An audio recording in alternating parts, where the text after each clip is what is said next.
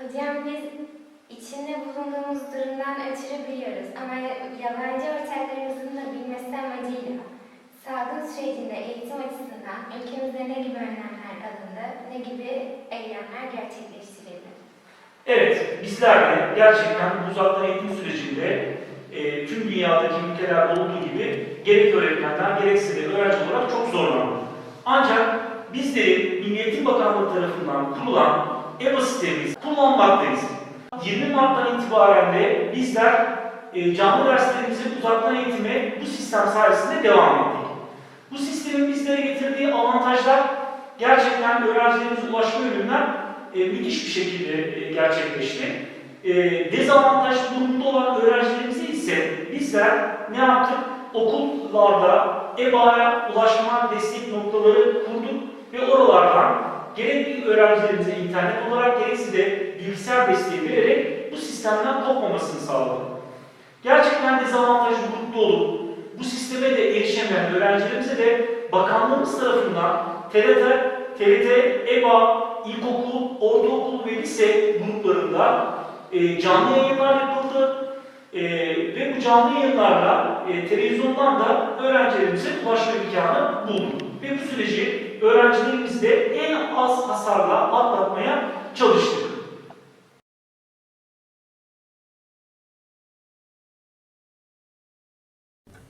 Kas veebipõhine õppimine saab asendada traditsioonilist õppimist? Minu jaoks mitte. Ei, see oleneb täielikult, milline on õpilane, kas ta suudab iseseisvalt õppida. Mina ei suutnud üldse ilma juhendajate väga hästi hakkama saada, kuna mul ei olnud viitsimist oma kodutöid teha. Ja kuna mul ei olnud mingit distsipliini, mis mind sundis tegema. Nii et see oleneb õpilasest minu arust.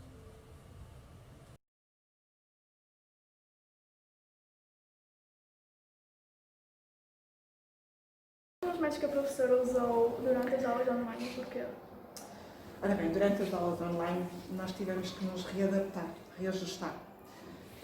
O que acontece é que nesse período foi difícil. Foi difícil reajustar, readaptar, reaprender ferramentas novas.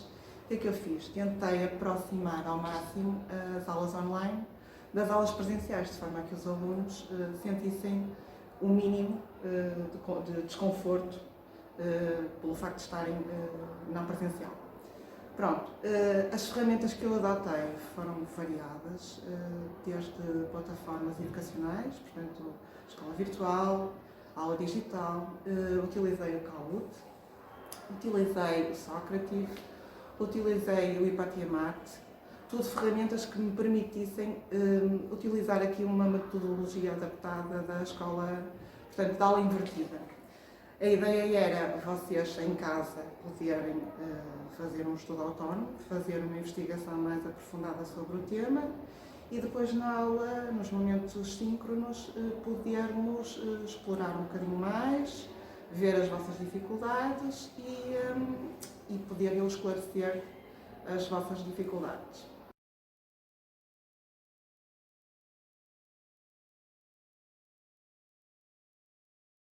Što misliš, kojim predmetima više, a kojima manje odgovara online nastava? Online nastava najmanje odgovara matematici, fizici i kemiji jer je iz tih predmeta najviše potrebna dodatna pomoć nastavnika i dodatno objašnjenje, dok najviše odgovara geografiji i povijesti zbog toga što gradivo nije toliko komplicirano i dodatno objašnjenje nastavnika nije potrebno. Como é que lidaste com o início das aulas online? Tinhas conhecimentos informáticos suficientes? Demoraste muito tempo a adaptar-te? Eu pessoalmente não demorei muito a adaptar-me no início das aulas online. Em relação aos conhecimentos informáticos, a própria disciplina de TIC que já tínhamos na escola nos ajudou, e em relação ao tempo que me demorei a adaptar pessoalmente eu não demorei muito, mas sem dúvida que devido a erros técnicos de falta de pouca conexão à internet e qualidade do dispositivo que utilizavam para ver as aulas online, para alguns alunos dificultou. Online eğitimle mi yoksa yüz yüze eğitimle mi mezun olmak istersiniz? Biliyorsunuz ki dünyamıza bir virüs etkisi altına aldı. Bu yüzden de geleneksel eğitimin yerine online eğitimler yer almaya başladı. Ben geleneksel eğitimle mezun olmak isterdim. Çünkü Geleneksel eğitim ile öğrendiğim konuları daha iyi anlayıp daha iyi günlük hayatımda kullanabiliyorum. Online eğitimlerde dikkatimi tam olarak derse veremediğim için konuları anlayamıyorum ve günlük hayatımda kullanamıyorum. İleriki hayatımda bir mesleğe sahip olduğumu düşünürsek ve online eğitimle mezun olursam mesleğimi tam anlamıyla yapabileceğimi düşünmüyorum. Oysa ki geleneksel eğitimle mezun olduğumu düşünürsek işimi daha iyi ve daha güzel yapabileceğimi düşünüyorum. İşte ben bu yüzden geleneksel eğitimle mezun olmak istiyorum. İleriki zamanlarda online eğitim daha iyi bir seviyeye gelirse belki fikrimi değiştirebilirim. Millised meetmed võttis teie kool COVID-19 perioodi ajal kasutusele? Meie koolis toimusid videotunnid. Meie kasutasime Zoom-keskkonda ja minu meelest toimisid need päris hästi. Mõni õpetaja tegi rohkem tunde, mõni vähem. Mina olen matemaatikaõpetaja, mina kasutasin päris palju seda võimalust, sellepärast et nii sai õpilastele selgitusi anda ja nad said minu käest küsida, mis siis neile arusaamatu oli. Nii et meie kohtusime niimoodi 2-3 korda nädalas videotunnis. Samuti väga mitmed õpetajad kasutasid e-õpiku materjale, Opic-keskkonda, kus oli võimalik saata õpilasele konkreetse osa kohta tööülesanded, mis nad pidid ära lahendama. Mina jällegi nägin ise rohkem seda matemaatika poolt, et teistest õppeainetest ma ei oska nii palju rääkida. Mis võib-olla miinuseks oli selles suhtes, et seal said panna ainult need lõppvastusid, et mina õpetajana ei näinud seda lahenduskäiku, et kui õpilane saatis mulle, oli ainult võimalik kontrollida lõppvastuseid. Mis veel tehti? Väga huvitav oli minu meelest kehalises kasvatuses, kus õpetajad olid väga huvitavaid ülesandeid välja mõelnud, mida sai looduses teha või mida sai perega koos teha. Väga loominguliselt läheneti ülesannetele. Može li online nastava zamijeniti nastavu u školi? Smatram da online nastava nikada ne može zamijeniti nastavu licem u lice. Nedostatak socijalnog kontakta najveći je zapravo nedostatak online nastave. Ne postoji ništa ljepše i vrednije od dječjih lica u razredu i njihovih reakcija. Tijekom online nastave učenicima je bilo teško objasniti gradivo, teško ga je bilo objektivno vrednovati. Smatram da tijekom online nastave učenici baš nisu puno toga naučili. Bom dia. O professor acha que o ensino online pode substituir o ensino tradicional? Resposta simples é não. Não por diferentes motivos. Primeiro, numa perspectiva tecnológica. As escolas não estão preparadas para isso, os alunos não estão preparados para isso e até os professores não estão preparados para isso. Se há uns que conseguem, outros têm mais dificuldades e os próprios alunos não encaram a 100% a utilização da tecnologia no ensino à distância. Depois, o próprio papel do aluno neste processo, que tem claramente que mudar e transformar no papel de um aluno que é muitas vezes passivo, num aluno que tem uma perspectiva muito mais ativa no processo de ensino e aprendizagem. Muitos alunos não estão dispostos a isso. Terceiro, há que também ponderar a questão do aspecto socializador da escola na formação dos alunos.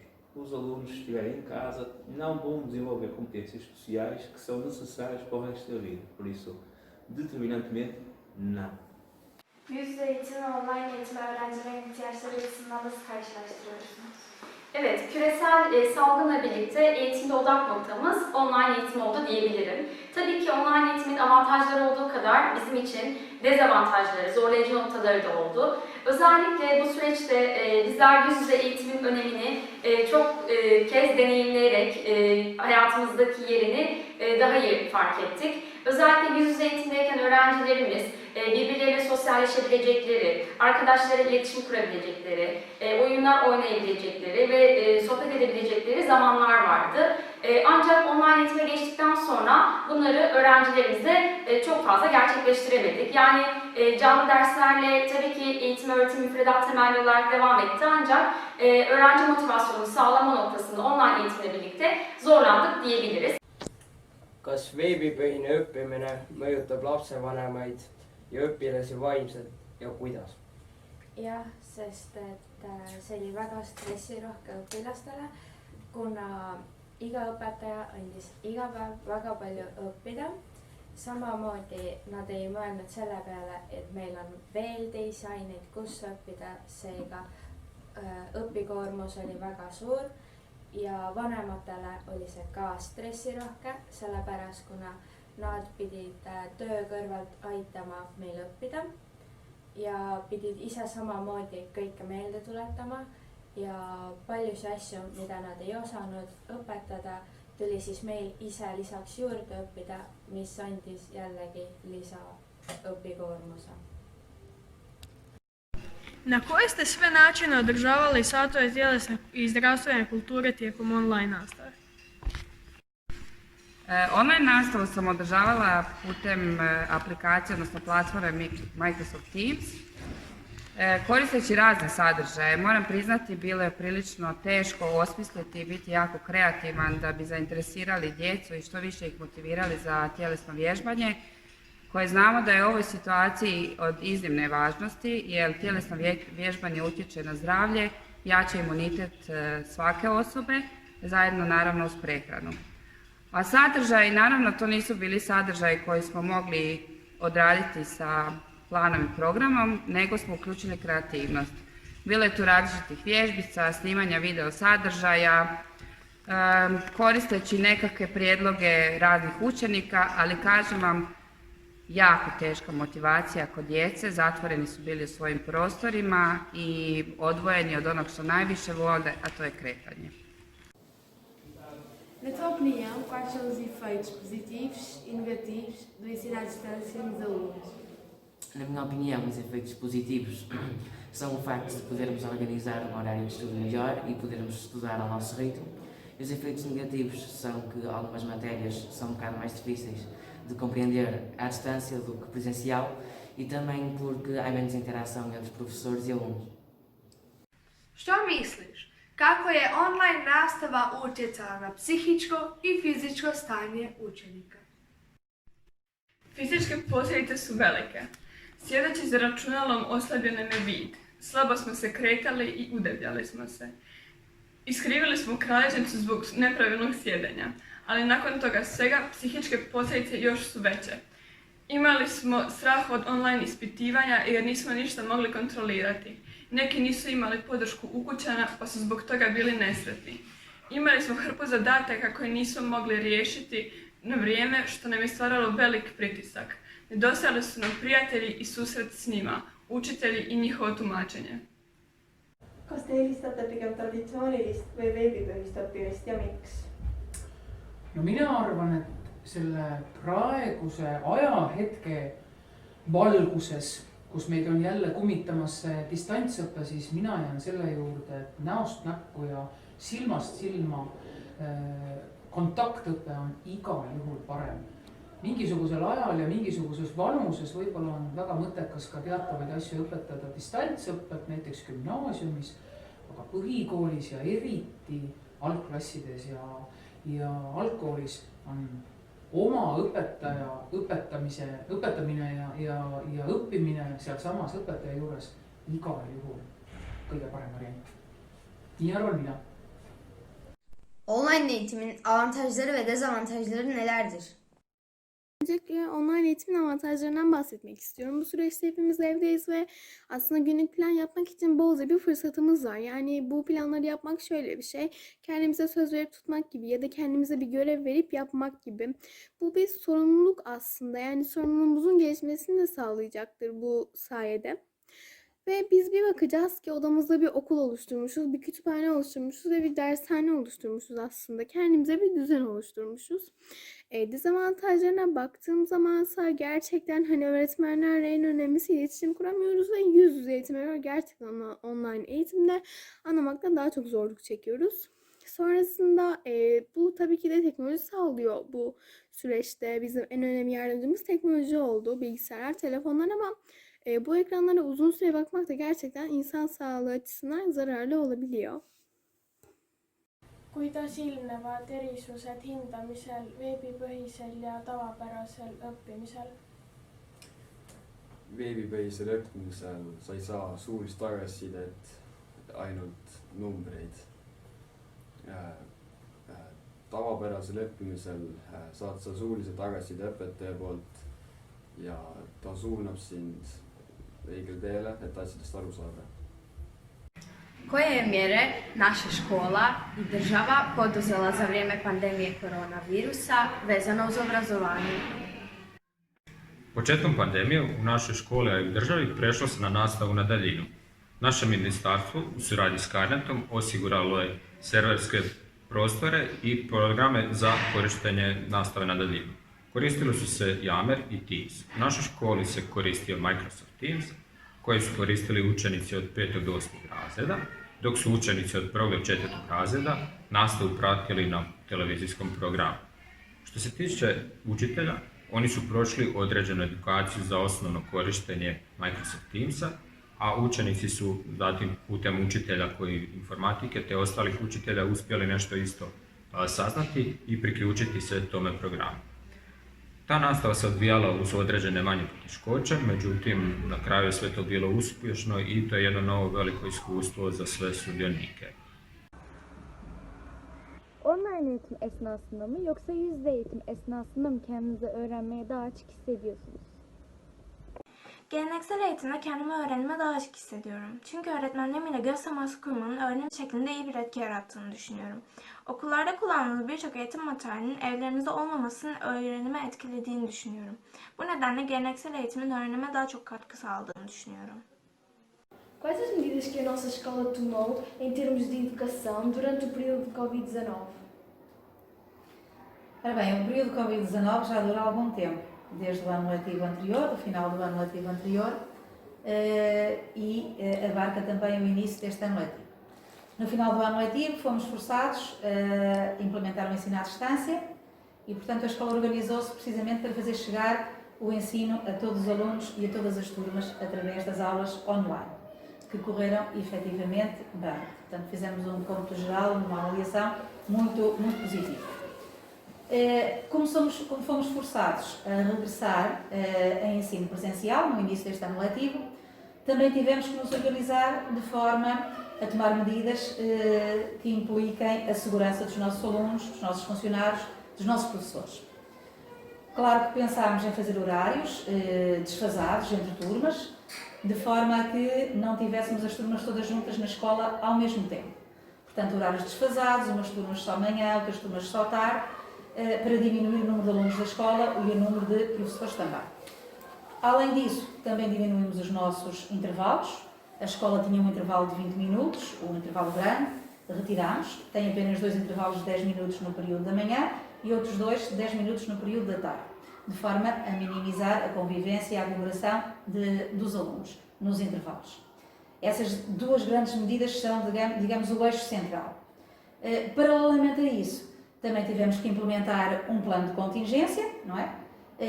Cumprindo todas as orientações da Direção-Geral de Saúde.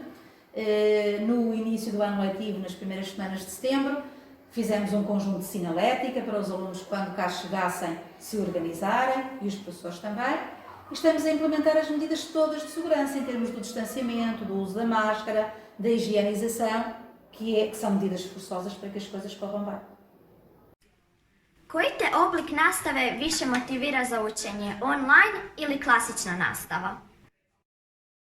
Više me motivira oblik nastave u školi, zato što mogu, ako nešto ne razumijem, odmah dobiti odgovor od profesora. A u online nastavi, ako nešto trebam, dobijem lošije objašnjenje i ne mogu dobiti odgovor odmah. Sizce online eğitim geleneksel eğitimin yerini tutabilir mi? Ve online eğitim tek başına başarılı olabilir mi? Aslında içinde bulunduğumuz süreç açısından baktığımız zaman kısmen, bazı yerlerde kısmen, bazı yerlerde de tamamen yerini almış durumda diyebiliriz. Ama tabii bu büyük ihtimalle geçici bir durum. Bu süreç muhtemelen değişecek.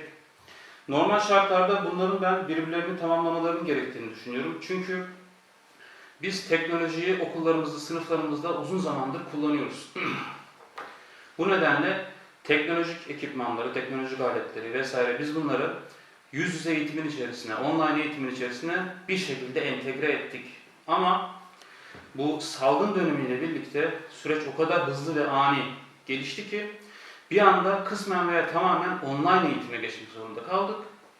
Burada şöyle bir sıkıntı oluştu. Bu sefer yüz yüze eğitimi online eğitimin içerisine entegre etmeye çalıştık. Tabii zamanımız çok kısıtlı olduğu için burada sıkıntı yaşadık. Ama ikinci soruna gelecek olursak, yüz yüze eğitimin ağırlıklı olduğu bir eğitim sistemi içerisinde online eğitimin başarılı olabileceğini düşünüyorum. Ama bunun için bizim biraz zamana ihtiyacımız var. Preferes o ensino tradicional ou à distância? E já agora, porquê? Eu acho que prefiro o ensino tradicional porque nós também temos a oportunidade de estar em contato com os colegas e com os professores e também podemos estar, assim dizer, mais atentos. Enquanto que no ensino online estamos atrás do computador e não temos aquele contacto com os colegas e com os professores e acho que também ficamos mais distraídos. E também no ensino tradicional nós precisamos dos colegas, também temos as brincadeiras e às vezes falamos um pouco para o lado, enquanto que nas aulas pela internet sentimos-nos mais sozinhos, porque estamos atrás de um computador e não é muito favorável nem para nós nem para os professores. Millised olid teie IT-alased teadmised veebipõhise õpetamise perioodi alguses ja kas need teotasid teid teie töös? Nii, ja mõtlesid ilmselt, kas nad toetasid mind minu töös. Jah, nii, kui alustame esimesest küsimusest. Nii, ma tänan küsimuse eest, muidugi see on väga hea küsimus, aga ma oskan sellele ka lihtsalt vastata. Minu teadmised selle koha pealt olid päris väikesed. Päris väikesed, et mitte öelda olematud, sellepärast kuidas nemad mind toetasid, kuidas saab mitte miski õieti toetada. Aga sai läbi viidud. Nagu mäletame kõik, see üleminek sellele veebipõhisele õppele oli väga järsk üleöö. Üle kolmapäeval veel olime kõik koolis ja valmis järgmine päev neljapäeval kooli tulema, aga õhtul teatati, et enam kooli tulemist ei ole.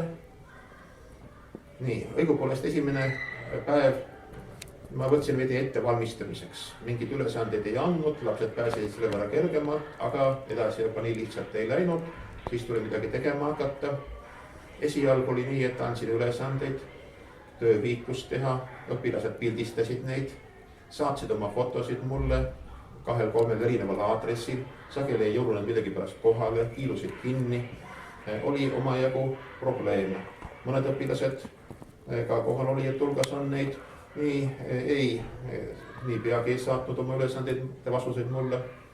Hiljem aga avastasin enda jaoks Opiku keskkonna, see oli ka varem olemas olnud, aga ma ei olnud seda kasutanud, sest tunnis kontaktõppes olles ma ei ole näinud ega näe ka praegu sellele erilist rakendust.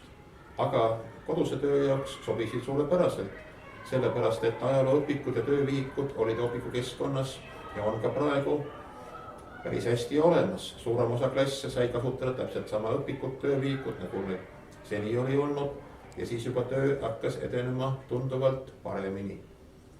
Ja võingi öelda, et tänu Opikule kulges on töö vägagi ladusalt.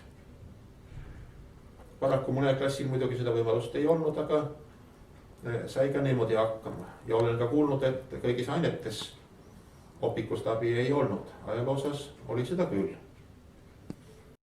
Koliko se razlikuju načini varanja učenika u online nastavi i klasičnoj nastavi? Mislim da za vrijeme online nastave imamo veće mogućnosti za varanjem zato što Tijekom online nastave možemo međusobno komunicirati sa ostalim učenicima, možemo se međusobno pomagati, tražiti odgovore u knjizi, tražiti odgovore preko interneta bez da to nastavnik sazna. Dok za vrijeme klasične nastave licem u lice nastavnik lako može primijetiti kad mi prepisujemo od nekoga i kada nije siguran u naše znanje, slobodno nas može pitati i tako provjeriti naše znanje.